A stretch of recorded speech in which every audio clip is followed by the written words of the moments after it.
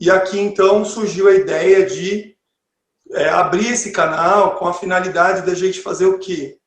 Cuidar da dor, cuidar do sofrimento. No mundo da FIV, né, nós sempre ouvimos falar do positivo, sempre ouvimos falar do bebê em casa, sempre ouvimos falar dos tratamentos, e a gente muitas vezes só olha para o desfecho, para o final de tudo, que é o nascimento do bebê. Mas o que muita gente deixa de falar, o que muita coisa a gente deixa de abordar numa consulta convencional, na reprodução assistida, é sobre a trajetória para chegar nesse positivo. E hoje é isso que eu quero falar com vocês. Então, pessoal, surgiu a ideia de falar desse tema justamente por isso. Quando a gente vai olhar as mídias sociais, dos canais aí relacionados à reprodução assistida, a gente sempre vê a postagem do positivo, sempre vê a postagem do ultrassom com o coração do embriãozinho batendo. A gente também sempre vê falar de ERA, de EMA, de ALICE, de fatores que permitem a gente controlar todo o processo da reprodução assistida. E muita gente, principalmente quando nunca passou pelo tratamento, fica com aquela percepção distorcida do processo da FIV. Porque nas mídias sociais não contam para vocês os bastidores, dos negativos, do sofrimento. Obviamente que eu não vou colocar aqui para vocês, não vou expor ninguém, mas aqui com a gente tem pessoas que estão vivenciando o negativo, que estão vivenciando a luta, o luto, o choro, a dor, a tristeza. Quanta coisa não passa na cabeça, corri, fiz tanto a minha parte, lutei, e agora estou com um resultado negativo, não alcancei o meu sonho, e o coração despedaça, a esperança vai embora, e parece que na nossa vida tudo parou. Então, dentro desse contexto, pessoal, hoje eu queria começar falando para vocês que quem tem o diagnóstico da infertilidade, quem precisa realmente passar pela fertilização in vitro, tem que ter em mente que pode ser um caminho tortuoso, um caminho desconhecido, um caminho de lágrimas, de choro, de esperança, de fé, de resiliência. Mas não pense em vocês, independente se você vai engravidar no primeiro tratamento, na primeira transferência, que não vai ter sofrimento.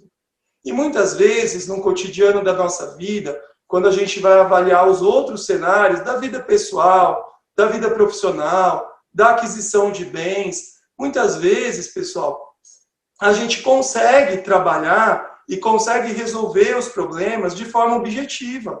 A gente tem o controle da situação na mão. Mas quando se fala de vida, quando se fala de reprodução humana, quando se fala de infertilidade, você tem que estar preparado para perder o controle. Você tem que estar preparado que o desfecho não depende só de você. Não depende só do médico que está conduzindo o seu tratamento. Não depende também da clínica que você está fazendo o tratamento. Obviamente que tem algumas particularidades, mas você tem que ter em mente que não está no controle. Bom, e a perda de controle, pessoal, ela ocorre em primórdios da vida reprodutiva. Eu poderia aqui, que a gente não consegue aqui ter uma conversa direta, né? Mas vocês fiquem à vontade para fazer perguntas. Eu desafio muitas de vocês que usaram o anticoncepcional, que na época que estavam usando o contraceptivo, falaram, bom, eu vou ter filhos a hora que eu decidir. E você usou o anticoncepcional com a finalidade de fazer o quê? De justamente controlar a forma e o momento que você ia aumentar a sua família. E aí, de repente, quando você suspende o anticoncepcional e começa as tentativas para alcançar a gravidez, você vê que o tempo está passando, você não consegue alcançar esse sonho, e aí você se depara com a perda da autonomia. Você vê que o controle da reprodução, o controle do momento de ter os seus filhos, realmente não estava completamente na palma das suas mãos.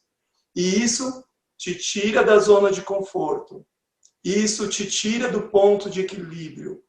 E aí, então, experiências que você imaginava lá da sua infância, quando você brincava de boneca, que você dava mamadeira para um bebê, ou que você pegava ele no colo e sacudia nos seus braços, você vê que aquele sonho de criança, ele ficou distante, e ele só ficou na memória.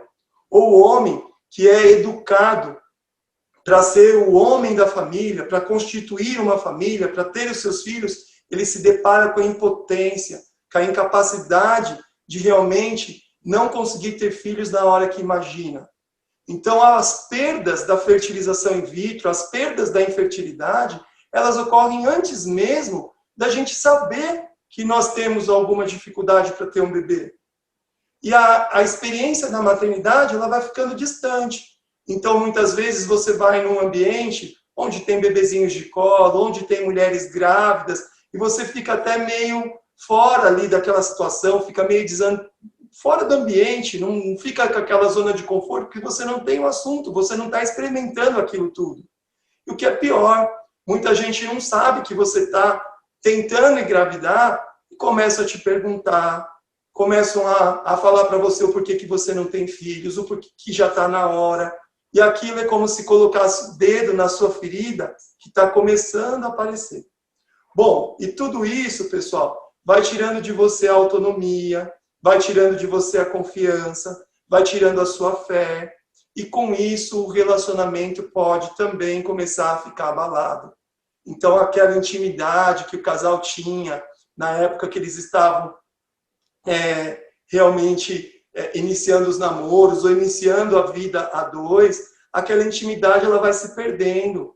E as relações sexuais que eram prazerosas, que o casal tinha, né, por necessidade do ser humano mesmo, ele acaba se transformando em algo mecânico e acaba se transformando em algo que tem um objetivo específico de ter um bebê. Quantos casais, no cotidiano da clínica de reprodução humana, a gente observa na história clínica que eles não têm mais uma intimidade a dois. Eles não têm mais a relação sexual por prazer. Tem uma relação sexual para ter um bebê. E muitas vezes, esse desgaste impossibilita do casal ter a relação mesmo. O homem, às vezes, não consegue ter ereção, ou se tem ereção, não tem ejaculação, ou se ocorre tudo. O estresse gerado pelo momento acaba impossibilitando o alcance da gravidez. Então, pessoal, quando a gente fala em fertilização, quando a gente fala em fertilidade, a gente tem que estar preparado para perder, mas também tem que estar preparado para reagir a essas perdas. Porque se você não tem uma reação, você pode parar no meio do caminho. E às vezes o que você precisava alcançar estava um pouquinho mais na frente. E por falta dessa gestão emocional, por falta do equilíbrio dos nossos sentimentos, por falta de informação sobre as reações naturais que a nossa mente pode ter diante da dificuldade para ter um bebê, a gente interrompe um sonho. E um sonho, pessoal, que pode definir o futuro da nossa vida.